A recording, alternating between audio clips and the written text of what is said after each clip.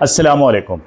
अगर आपका आवाई वतन, जिसे आप पैतृक स्थान कहते हैं, एंसेस्ट्रल प्लेस भी कहते हैं, बिहार या उत्तर प्रदेश है और आप दूसरे शहर के एसआईआर की कतार में लगे हुए हैं, बीएलओ को जाकर के आप अपना एसआईआर पूरा करवा रहे हैं जो प्रोसेस है, या आप ऑनलाइन सबमिट कर रहे हैं, तो संजीदगी से इन बारीकियों को ज़रा सुन लीजिए। हो सकता है आप अपनी ज़िंदगी का एक बहुत बड़ा ब्लंडर कर रहे हों। देखिए, बिहार और उत्तर प्रदेश का जो एसआईआर प्रोसेस है वो कंप्लीट हो चुका है और जो फाइनल ड्राफ्ट है, जो रोल जिसे कहते हैं इलेक्टोरल रोल, वो पब्लिश हो चुका है। तो आपको जो सबसे पहला काम करना है, वहाँ आप अपने नाम को तलाशिए। जिस पेज पे आपके माँ बाप का नाम हुआ करता है, आपके भाई बहन के नाम हैं, उन सब में तलाशिए कि आपका नाम तो वहाँ नहीं है। हो सकता है 20 साल 30 साल पहले आपने बिहार का, 40 साल पहले वोटर आईडी बनाया हो, 50 साल पहले है, और वो आज भी एसआईआर में दोबारा से आया हो, क्योंकि नियम यह है कि 2003 से पहले जिसका नाम है उसके नाम को नहीं काटा जाना है, उसको कोई डॉक्यूमेंट भी नहीं देना है। तो इस वजह से आपका नाम हो सकता है कि कंटिन्यूटी में पब्लिश हुआ हो, तो जा कर के आप चेक कीजिए। अगर आपका नाम वहाँ दर्ज है तो नियम ये कहता है कि आप 2 जगह अब आप वोटर आईडी नहीं रख सकते। ऑलरेडी एक जगह है, ज़्यादा से ज़्यादा आप क्या कोशिश करते हैं उसे छुपाने की। लेकिन जो एसआईआर के प्रोसेस का नियम बनाया गया है, उसमें आप अपने एंसेस्ट्रल प्लेस वाले जगह में जो आपका नाम है, जो आपका आवाई वतन है, उसको आप छुपा ही नहीं सकते। नियम क्या है उसकी बारीकी को समझिए। नियम कह रहा है, मिसाल के तौर पे दिल्ली के लिए, कि 2003 के वोटर आईडी में अगर आपका नाम है तो आपको कोई दस्तावेज नहीं देना है, करेक्ट। और अगर आपका नाम नहीं है तो आप अपने माँ बाप में किसी एक का नाम दिखा दीजिए, उसके रिकॉर्ड को लगा दीजिए, तब भी आपको कोई डॉक्यूमेंट नहीं देना है। लेकिन ज़रा गौर कीजिए कि दिल्ली, मुंबई या महाराष्ट्र के किसी शहर, दूसरे शहर में, या हैदराबाद वगैरह में, बिहार उत्तर प्रदेश के जो लोग गए हैं वो पढ़ने के लिए गए, कारोबार करने के लिए गए, नौकरी की तलाश में गए। ज़्यादातर लोग अकेले गए, माँ बाप को लेकर के गए नहीं कि माँ बाप के भी नाम वहाँ वोटर आई डी में मिलेंगे। बहुत रेयरेस्ट ऑफ रेयर 10% लोगों के मिलेंगे, बाकी 90% अकेले उनके नाम मिलेंगे। तो उनको हर हाल में फिर नियम क्या कह रहा है कि आपको फिर अपने माँ बाप का रिकॉर्ड बताइए, जहाँ कहीं भी हो, चाहे वो बिहार में उनका रिकॉर्ड मिले, महाराष्ट्र में मिले, तमिलनाडु में मिले, उत्तर प्रदेश में मिले, कह रहा है उनका रिकॉर्ड दीजिए। यानी आपके एंसेस्ट्रल प्लेस का रिकॉर्ड मांगा जा रहा है, जहाँ आपके माँ बाप का नाम है। तो जैसे ही आप अपने वालिद या वालदा का, आप माता पिता में से किसी का डिटेल देंगे कि देखिए जी, मेरे गाँव में वोटर आईडी में मेरे पिताजी का 2003 वाले में नाम था, तो उस पेज पे आपका भी नाम है, आपके भाइयों का भी नाम है, बहनों का भी नाम है। तो ये जो पूरा प्रोसेस है वो एआई से लिंक्ड है।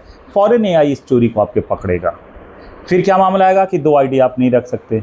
तो नियम कहता है कि आप भले ही 50 शहर बदल लें, आपको अगर लगता है तो आप वोटर आईडी को आप शिफ्ट कराएंगे, ना कि आप नया एक वोटर आईडी अप्लाई कर देंगे। इसलिए 2 वोटर आईडी अगर आपके बने हुए हैं और ऑलरेडी जहां एसआईआर कंप्लीट हो चुका है और आपका नाम ऑलरेडी आ चुका है वहां, तो फिर आप दोबारा से एसआईआर ना कराएं, आप फॉर्म 7 डिलीशन वाला आप भरें। या फिर बिहार के लिए आप फॉर्म 7 डिलीशन भरें, उत्तर प्रदेश के लिए भरें जहां आपका नाम ऑलरेडी एसआईआर रोल में आ चुका है, वहां डिलीशन करा लें, तब फिर यहां के आप एसआईआर प्रोसेस को आप फुलफिल करें, ताकि आपकी जो चोरी है वो तो हर हाल में पकड़ी ही जानी है, क्योंकि माँ बाप की डिटेल तो आपको देने ही देने हैं। चाहे दिल्ली में है तो दीजिए, अगर दिल्ली में नहीं है तो जिस शहर से भी आप हैं वहाँ का तो आपको देना ही है। और आपका नाम ऑलरेडी अगर आपके पैतृक वाले गांव में है, वहाँ के वोटर लिस्ट में है, तो पकड़े जाएंगे आप। तो इस बारीकी को समझे बगैर अगर आप एसआईआर प्रोसेस को फुलफिल कर रहे हैं अपना, तो आप एक ब्लंडर कर रहे हैं और आपका पूरा मामला फिर मशकूक होगा। तरह तरह के सवाल होंगे, तरह तरह के नोटिस आएंगे। उससे बचने का तरीका यही है कि आप संजीदगी से बैठिए, सोचिए कि आपको वोटर आईडी में नाम कहाँ रखना है।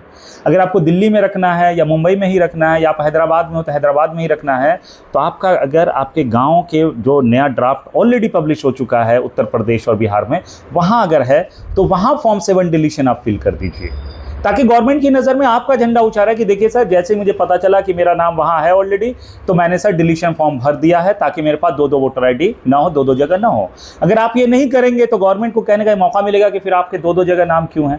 और मुसलमानों के साथ कितनी बड़ी परेशानी है, हमारे गरीब भाइयों के साथ, दलितों के साथ, ओबीसीज के साथ, ये ढकी छुपी बात नहीं है। तो सबको संजीदगी से सोचना चाहिए कि आप जा करके सबसे पहला होमवर्क ये करें कि आपके जो पैतृक गांव है, एंसेस्ट्रल प्लेस है, वहाँ का जो ड्राफ्ट ऑलरेडी आ चुका है, बिहार और यूपी वाले लोगों के लिए मैं कह रहा हूँ, तो उस पर चेक कीजिए, थॉरोली चेक कीजिए, बार बार चेक कीजिए। वहाँ मिल जाता है, नए वाले ड्राफ्ट की मैं बात कर रहा हूँ, तो फिर आप फैसला लीजिए कि आपको अपने नए शहर में रखना है वोटर आईडी, या फिर गांव वाला ही रखना है। गांव वाला रखना है तो शहर वाले के लिए डिलीशन 7 भर दीजिए, फॉर्म 7। या अगर गांव में नहीं रखना है, शहर का रखना है, तो गांव वाले के लिए फॉर्म 7 डिलीशन आप फिल करके भर दीजिए। इस बात को समझाने के लिए आज मैं आया था और लीगल पहलू को आपको एहसास कराने के लिए आया था। संजीदगी से इन तमाम बातों को सोचिएगा, बारीकियों को समझिएगा। बार बार अगर आपको बात नहीं समझ में आए तो इस वीडियो को रिवाइंड करके सुनिए कि मैं कहना क्या चाह रहा हूँ। फिर से मैं समझा रहा हूँ कि आप चाह करके भी आपका नाम अगर आपके एंसेस्ट्रल गाँव में है, जहाँ आपके माँ बाप का नाम दर्ज है, उस पेज पे उसकी डिटेल आपको देनी ही है SIR प्रोसेस कंप्लीट करने के लिए, तो आप छुपा तो पा नहीं रहे ना, हर हाल में वो डिकोड हो रहा है क्योंकि AI का ज़माना है।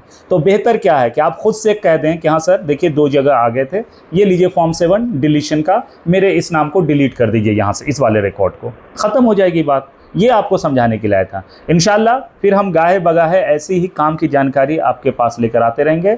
अगर आपने मेरे चैनल को लाइक या फॉलो या सब्सक्राइब नहीं किया है तो याद से कर लीजिए ताकि काम की चीज़ें स्किप ना हो। दुआ से नवाजते रहिए। इंशाल्लाह फिर हाजिर होते हैं। अस्सलामु अलैकुम।